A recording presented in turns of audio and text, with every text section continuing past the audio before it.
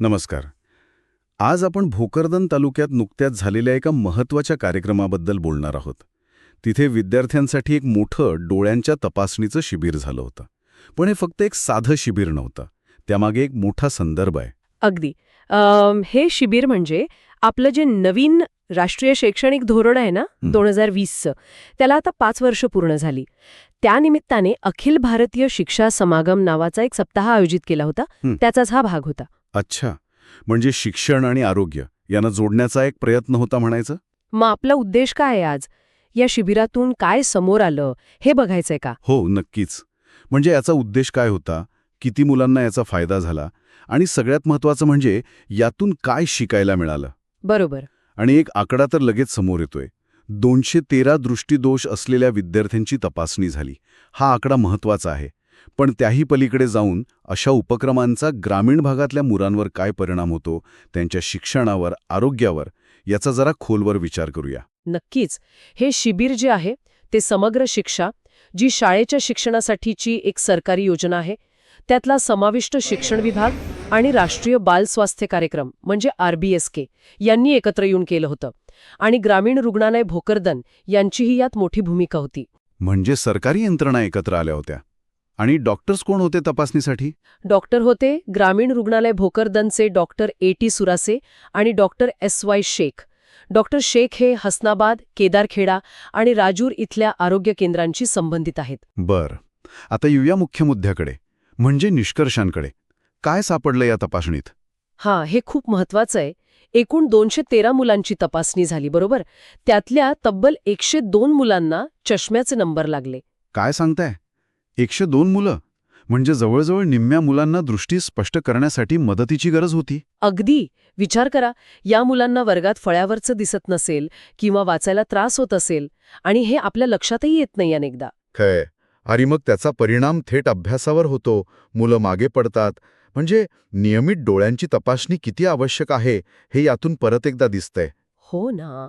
आणि हे नवीन शैक्षणिक धोरणाच्या विचारांशी अगदी जुळणारं आहे. कारण त्यात फक्त अभ्यासावर नाही, तर मुलांच्या शारीरिक आणि मानसिक आरोग्यावर पण भर दिलाय. दृष्टी नीट नसेल तर शिकणार कसं? बरोबर. पण इथे फक्त चष्मे देऊन थांबले नाहीत ना? पुढे काय झालं? नाही, तेच महत्वाचं आहे. 71 मुलांना पुढच्या म्हणजे अधिक उपचारांची गरज होती. त्यांना मोठ्या हॉस्पिटलमध्ये पाठवलं. 62 मुलांना जिल्हा रुग्णालय जालना इथे आणि 9 मुलांना घाटी रुग्णालय छत्रपती संभाजीनगर इथे रेफर केलं गेलं. अच्छा, म्हणजे जिथे जास्त चांगली सोय आहे तिथे पाठवलं. म्हणजे गंभीर समस्या असतील तर वेळीच उपचार सुरू होतील. बरोबर. शिवाय 40 मुलांना जागेवरच औषधं वगैरे दिली गेली आणि आणखी एक गोष्ट, 11 मुलांना दिव्यांग प्रमाणपत्रासाठी कसा अर्ज करायचा वगैरे मार्गदर्शन पण मिळालं. अरे वा! म्हणजे अगदी सर्वांगीण मदत झाली म्हणायची. आणि काय काय लक्षणं आढळली होती मुलांमध्ये? मुलांमध्ये डोळे लाल होणं, पाणी येणं, डोकेदुखी ही तर कॉमन होती. काही मुलांना एका डोळ्याने कमी दिसत होतं, काहींना जवळचं किंवा लांबचं नीट दिसत नव्हतं. टोसिस म्हणून एक स्थिती असते, म्हणजे पापणी खाली पडते, तेही होतं. आणि दुर्दैवाने काहींमध्ये पूर्ण अंधत्व पण होतं. बापरे! म्हणजे अगदी सामान्य तक्रारींपासून ते गंभीर आजारांपर्यंत सगळं काही समोर आलं. याला प्रतिसाद कसा होता? म्हणजे विद्यार्थी, पालक, शिक्षक आले होते का? हो, प्रतिसाद खूपच चांगला होता. एकूण 432 लोक हजर होते. यात विद्यार्थी, त्यांचे पालक आणि शिक्षक सगळे होते. यावरून कळतंय की लोकांमध्ये आता आरोग्याबद्दल जागरूकता वाढते आहे. हे चांगलं लक्षण आहे. आणि प्रशासकीय पातळीवर कसा पाठिंबा होता? पाठिंबा पण चांगला होता. गट शिक्षणाधिकारी आहेत श्री D.S. शहागडकर, ते स्वतः आले होते शिबिराला. त्यांनी मुलांशी गप्पा मारल्या, त्यांची विचारपूस केली आणि एक चांगली गोष्ट म्हणजे त्यांनी मोठ्या अक्षरांची पुस्तकं वाटली. अरे वा! हे महत्वाचं आहे. ज्या मुलांना कमी दिसतं त्यांच्यासाठी ही पुस्तकं खूप उपयोगी ठरतात. अगदी. त्यांच्यासोबत शिक्षण विस्तार अधिकारी B.L. बडगे, केंद्रप्रमुख श्री वाघ हेही होते. गट समन्वयक S.B. नेभार यांनी मुलांसाठी खाऊची पण व्यवस्था केली होती. आणि अर्थातच यात वैद्यकीय अधीक्षक, आरोग्य कर्मचारी, शाळेचे मुख्याध्यापक, शिक्षक, विशेष शिक्षक या सगळ्यांची खूप मेहनत होती. म्हणजे हे एक मोठा टीमवर्क होता. तर या सगळ्या चर्चेतून आपण काय म्हणू शकतो? भोकरदनमधलं हे शिबिर यशस्वी झालं यात शंका नाही. निश्चितच. 102 मुलांना चष्मे मिळाले, अनेकांना पुढच्या उपचारांची दिशा मिळाली. ही खूप मोठी गोष्ट आहे.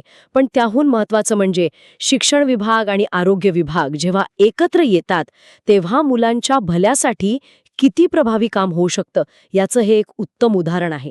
आणि समाजाचा सहभागही तितकाच महत्त्वाचा ठरला. बरोबर.